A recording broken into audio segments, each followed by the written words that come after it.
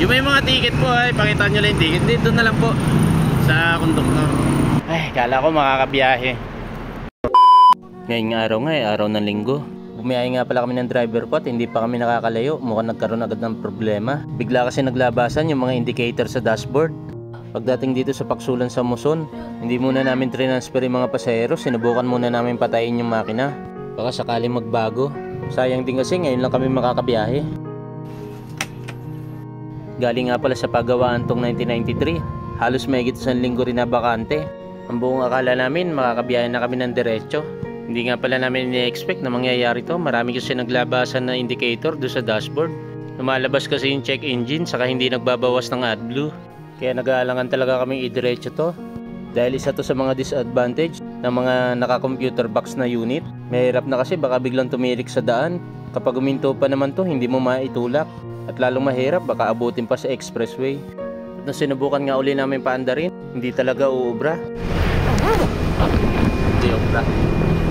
Hila yan. Diyan central. Tayo natin yung central. Aircon naman din yun no? Sa likod. Larega, no? Sabi ko na lang. Sabi ko, ay, kaya sa likod na pala.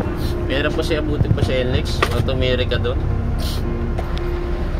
Sandali lang po ha. Hintayin po natin isang aircon sa likod. Na-transfer po tayo. Yung mga ticket, huwag na po magbabayad.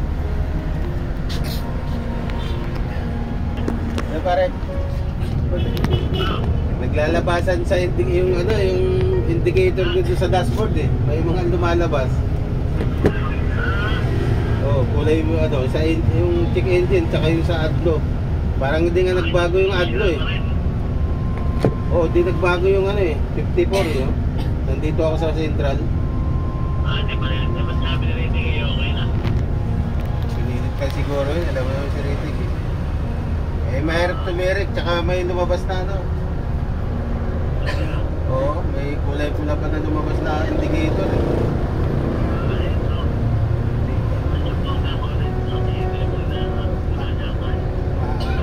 Mahirap i-diretso, baka mamaya bigla ako umana dyan sa daan eh. Pakitabi po yung mga ticket niya po ha, para may pakita kami. Sige pare ha, ipakita ko lang kaya doon. Paglilipatan natin. Sir, yung mga ticket nyo, yan nyo po ha. Kasi pagkalipat natin, pakita nyo lang, hindi na kayo pagbabayarin. Ito nga, tinawagan ko yung kasamahan namin sa likod. Pinaalam ko na nga sa kanya na magta-transfer kami. Kaunti lang naman ita-transfer ko.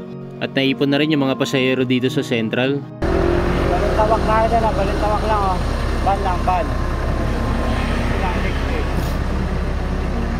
Kaya nga, medyo marami na ngayon mga pasahero. Tiyempo na ngayon pagsasalinan namin. Maya-maya, dumating na rin sila. Yung may mga ticket po ay pakita nyo lang yung ticket. Dito na lang po sa konduktor.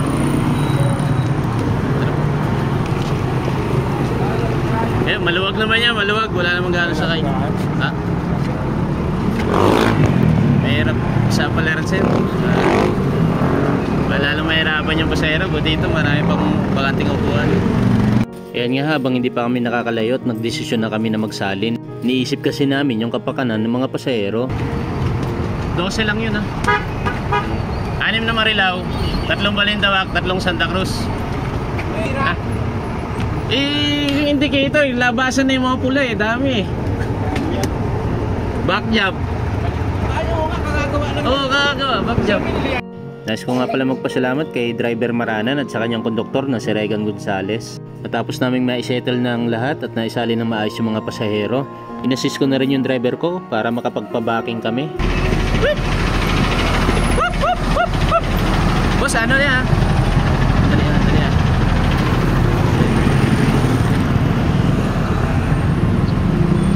Babaking lang po, babaking. Babaking lang po ha. Boss, babaking ha. Ilabas mo.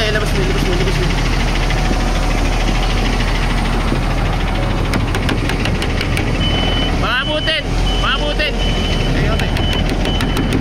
Pati lang. Hop. Sige. Kaya na yata. Kaya na. Kasi makipagsampalaran, project ko eh. Oo. Ito nga't nababakas ko sa mukha ng driver ko yung panghihinayang sa biyahe. Pero sadyang ganun talaga, may mga trouble na hindi mo inaasahan. Ano ba naman yata to yung mga ganito, yung biglang hihinto na lang? Oo, wala. Hindi mo makapapaano tulak.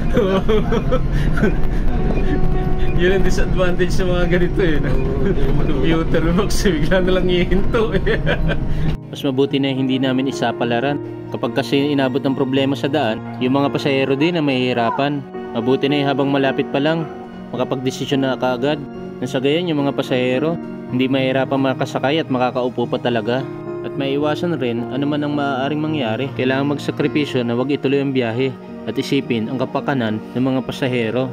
Ito nga pagdating dito sa FBR, pinasok na namin sa butas o sa pagawaan yung 1993. Sana sa lalong madaling panahon magawa na rin ito para makabiyahe na rin yung may regular pati kami mga reliever. Ay, uwi na tayo. Wala na akong matugis. Shoutout nga pala kay Maki Mercado at kay Rolly Silvestre, mga bus conductor sa Worthy Transport, biyaheng Santa Cruz, Laguna at Alabang. At shoutout din kay Henson Malit, driver ng Bataan Transit number 736. Shoutout po sa inyo mga kaibigan. Nga pala, kaysa sugal na i-promote ko lang tong Excite Clothing. Kung gusto nyo ng quality design, print at materials, ito na mismo ang hinahanap nyo. Visit nyo lang yung kanilang page na Excite Clothing.